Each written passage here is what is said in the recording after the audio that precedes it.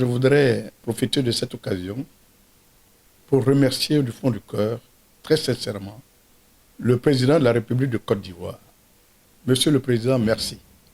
Merci beaucoup parce que lorsque nous avons présenté la doléance des 255 Ivoiriens bloqués dans des conditions difficiles à Niamey et que le directeur de cabinet m'a reçu, c'est immédiatement que vous avez donné des instructions pour que ces 255 présumés Ivoiriens puissent regagner le pays.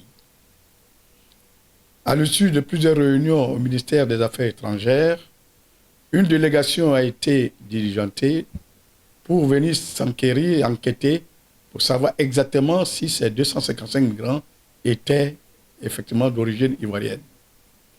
Cette délégation conduite par Mme Gilberte Aïdara, accompagnée de Mme la capitaine Kwasi Adelaide du ministère de l'Intérieur, cette délégation donc a fait sa mission dans des conditions très difficiles, des conditions climatiques difficiles parce qu'elles se sont rendues à Agadez, et Agadez à 1000 km de Niamey, pour enquêter et arriver à trier le bon grain de l'ivraie. C'est ainsi que de 255, nous sommes arrivés à 110 Ivoiriens qui aujourd'hui vont regagner le pays. Je voudrais donc dire merci au président de la République, merci à la ministre d'État qui a effectivement conduit cette mission de main de maître, merci à Mme Gilberte Aïdara et au capitaine Kwasi pour tout le travail abattu. Et voici, nous sommes arrivés au terme de ce processus pour que ces 110 Ivoiriens regagnent leur pays.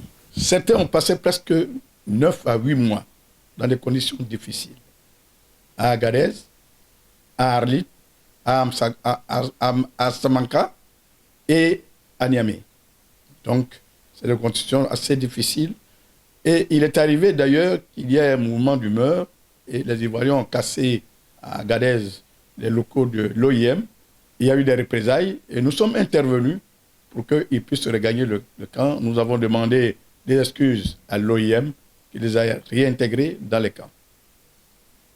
Donc certains ont passé 9 mois dans les camps et c'est très difficile. C'est volontairement qu'ils ont décidé de rentrer au pays parce que leur aventure vers l'Eldorado européen a mal tourné et donc ils ont décidé de rentrer au pays et puis de se chercher au pays. Voilà, donc c'est dans ces conditions-là que l'OIM a bien accepté, avec l'aide du gouvernement, de le faire rentrer en Côte d'Ivoire.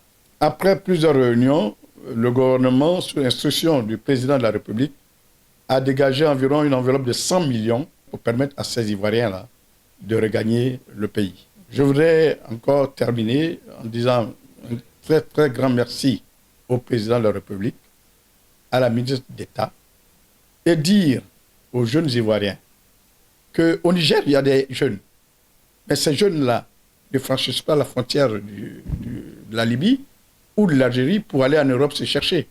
Quand ils veulent aller en Europe, quand un jeune ici dit que je m'en vais en France, leur France c'est où? C'est la Côte d'Ivoire.